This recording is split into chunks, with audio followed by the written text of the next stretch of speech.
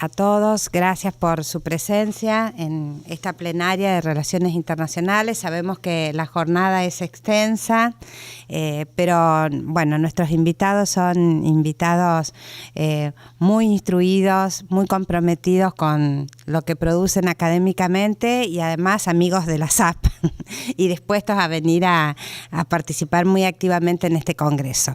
El título que elegimos para la plenaria es La política exterior de Estados Unidos en el orden internacional en transición, impactos a nivel global y regional.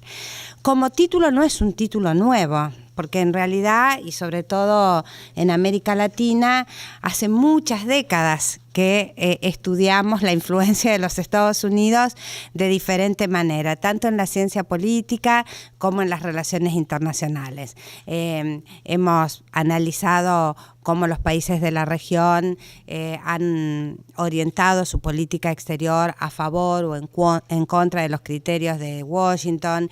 Hemos analizado sus procesos electorales, hemos practicado conceptos de la ciencia política, imperialismo, hegemonía, aplicado a la política exterior de los Estados Unidos.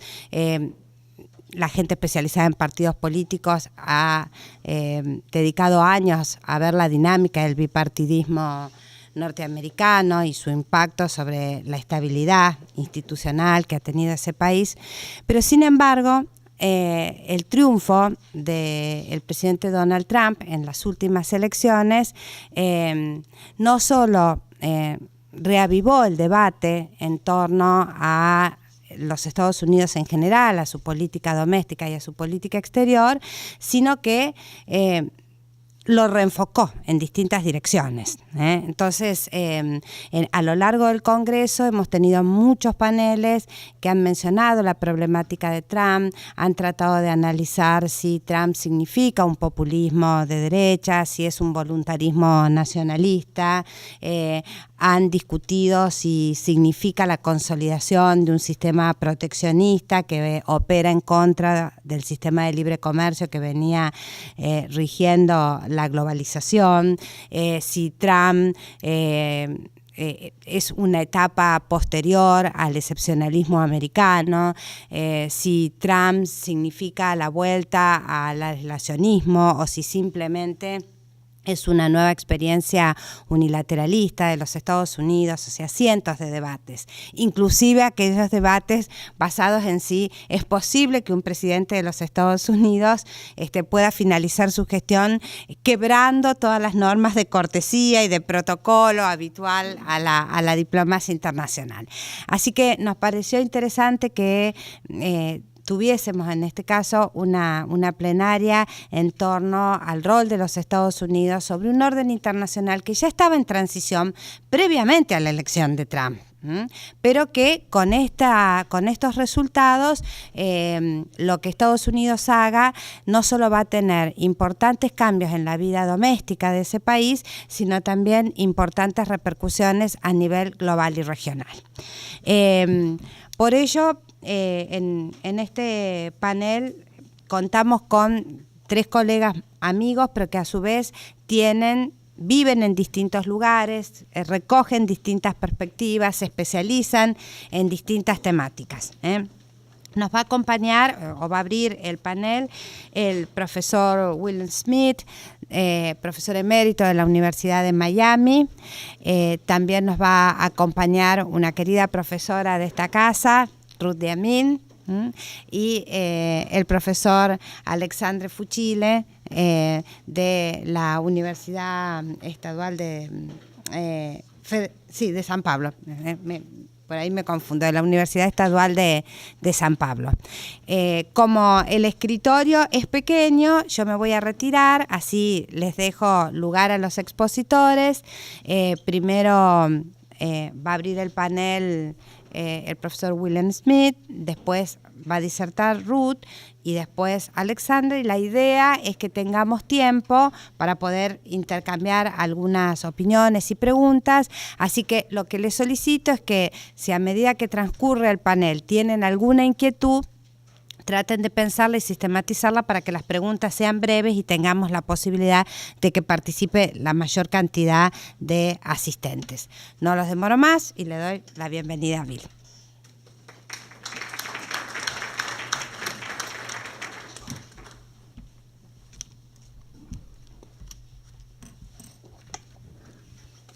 Bueno, primero obviamente quisiera agradecer mucho a Martín y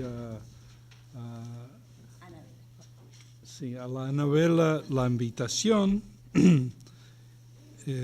Creo que la tercera vez que participo en la SAP, pero la primera vez hace más de una década. Y el desafío para mí es especialmente interesante porque política exterior y relaciones internacionales no son definitivamente mi especialidad, ¿no? Yo soy del campo de la política comparada, específicamente Argentina y Brasil. Así que es muy interesante, ha sido muy interesante para mí desde la invitación de Anabela, es que me puse a leer lo relevante en la teoría de las relaciones internacionales y a acompañar más de cerca la presidencia de Trump. Entonces, para comenzar, quiero decir algo que queda clarísimo, ¿no? Para mí y creo que para ustedes, ¿no? La presidencia de Donald Trump ha dejado al público norteamericano, la clase política norteamericana y muchos politólogos angustiados y desorientados. Supongo que ustedes tienen la misma sensación. En un primer momento, y aún hoy, había mucha preocupación por las tendencias autocráticas, demagógicas de Trump y las posibles implicaciones para la democracia liberal, el Estado de Derecho, las minorías étnicas, las mujeres y otros grupos.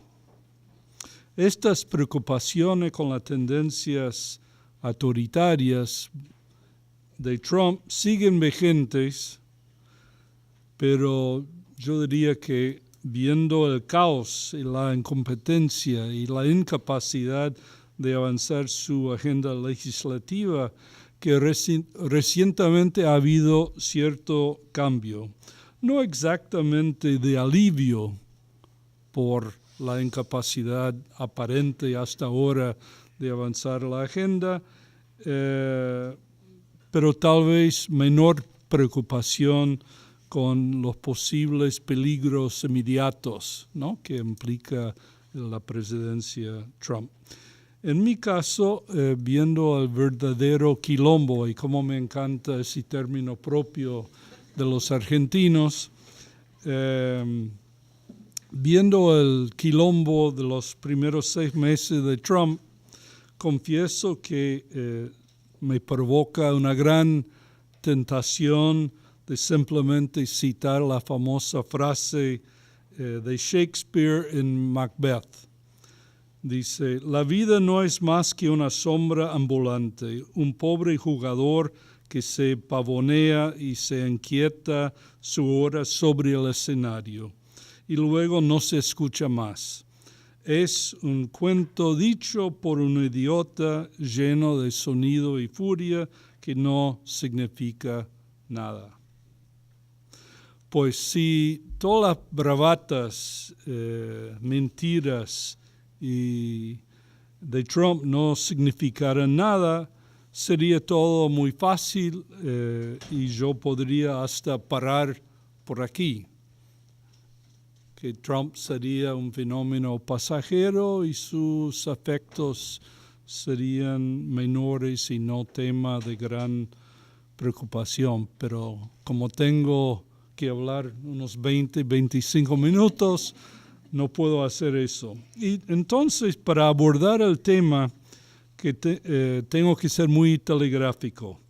Así dejo de lado la ignorancia, la incompetencia y los factores, digamos, psicopatológicos de Trump y su evidente síndrome de extremo narcisismo.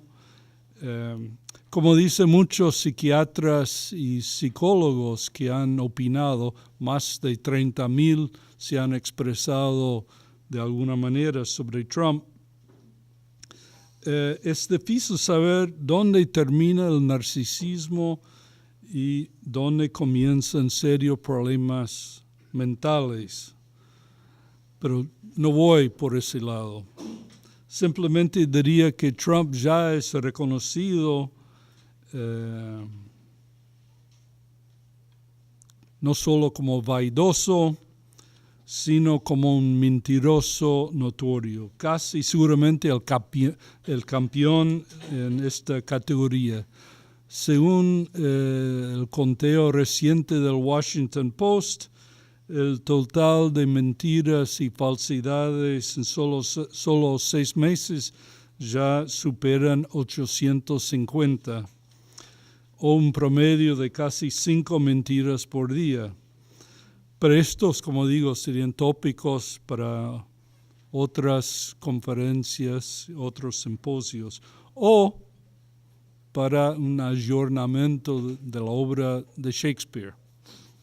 Tampoco voy a entrar mucho en el debate sobre las causas de la crisis del orden liberal.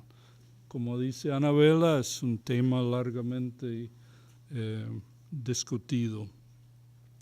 Simplificando muchísimo, voy a simplemente tomar como un dado que la hegemonía de Estados Unidos ya viene en declive hace mucho tiempo.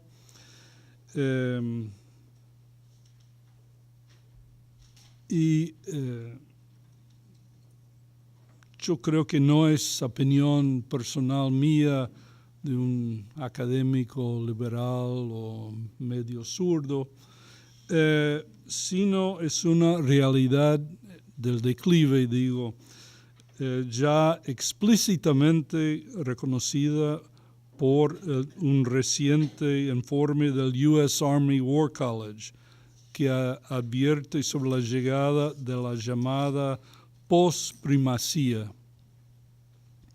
En términos macrohistóricos, el centro de gravedad geopolítico y económico del sistema internacional obviamente está mudándose del mundo transatlántico, ¿no? Para la Asia emergente. Y obviamente en este contexto, y aquí un poco termina la introducción, la presidencia de Trump tiene que ser leída más como una consecuencia y tal vez un síntoma, y no como la causa de las dudas crecientes acerca del futuro del orden liberal. Pero no obstante estos factores sistémicos, digamos, y sin entrar en los complejos problemas derivados de la creciente disfuncionalidad del sistema político estadounidense, creo que no hay que olvidarse de la centralidad de los factores domésticos. Tampoco voy a entrar mucho en ese tema, simplemente citaría los problemas de tipo estructural y institucional que juegan un papel en el derrumbe de la hegemonía norteamericana. Y aquí simplemente mencionaría muy rápido los problemas fiscales, ¿no? De finanzas públicas, la infraestructura casi en escombros, si comparado con Asia emergente, por ejemplo, las escuelas públicas primarias y secundarias de pésima calidad, el sistema inmigratorio en crisis, ¿no?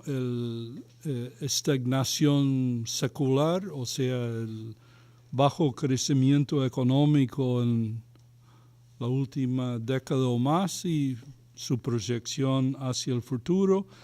Y por supuesto hay que incluir la creciente desigualdad y la profundización de la estratificación socioeconómica y la polarización político-cultural. En fin, estos son los fundamentos domésticos, ¿no?, del poder americano. Y si tuviéramos tiempo, podríamos profundizar, ¿no?, en el impacto posible de Trump. Creo que es importante recordar que antes de Trump había todavía cierto optimismo, ¿no?, en Washington sobre la capacidad de enfrentar estos desafíos sistémicos y domésticos con buena posibilidad de éxito. Por ejemplo, el U.S. National Intelligence Council, que es un consejo oficial asesor del gobierno, en sus informes anuales Global Trends, que son muy interesantes para ustedes leer, anunció en 2008 y repite cada año que el declive en el poder relativo de Estados Unidos hasta en el plano militar es una realidad irreversible. Y para este Consejo Oficial la cuestión no es si Estados Unidos perdería su estatus como potencia dominante, pero cuán precipitado y conflictivo sería el declive.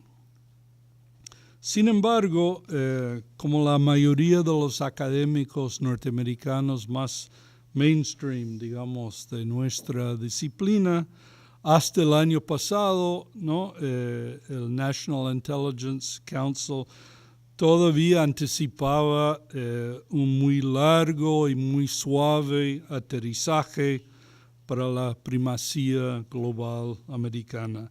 Y había confianza, digamos, que Estados Unidos lograría retener capacidades únicas en el mundo para proyectar poder político y militar globalmente por décadas en el futuro. Ahora, después de apenas 6 meses de Trump, sin embargo, esta confianza ha sufrido una fuerte erosión. Entonces, mi tesis, o me parece casi una obviedad, creo que todos estos factores y amenazas se ven exacerbados con la presidencia de Trump.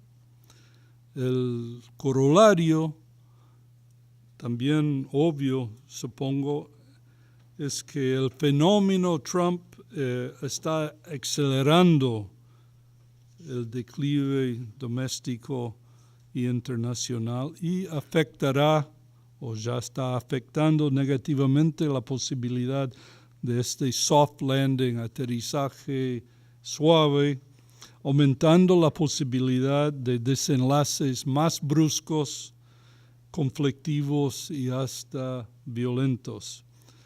No sé si Juan Tocatlián está aquí, creo que no. Pero como Tocatlián ha escrito sobre una posible guerra de Trumpfalia, ¿no?, juego con Westfalia, que Estados Unidos parece que se convierte en el principal promotor de la inestabilidad global.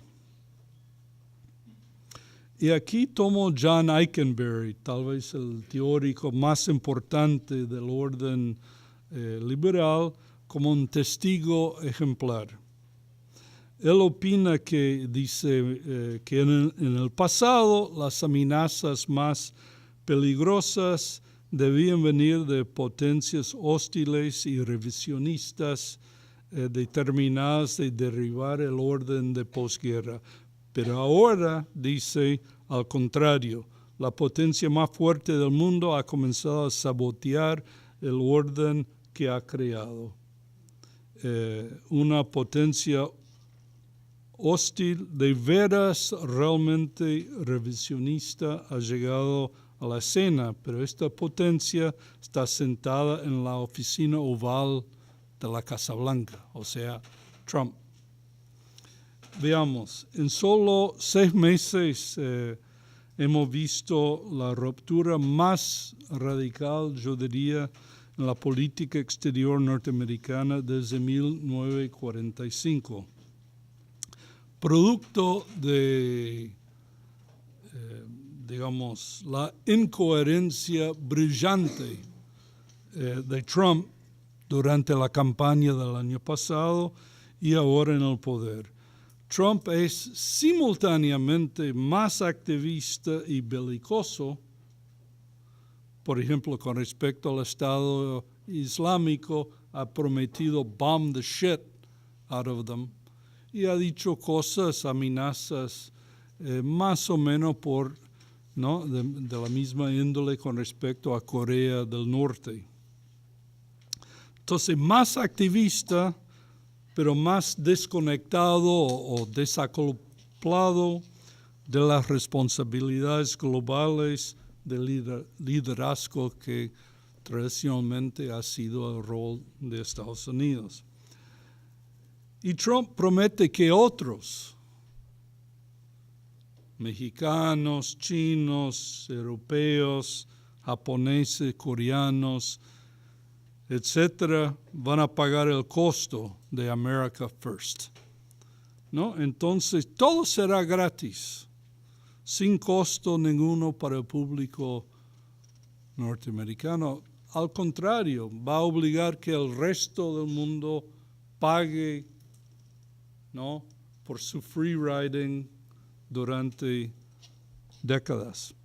Al respecto, el jefe del Consejo de Seguridad Nacional, HR General, ¿no?, General HR McMaster,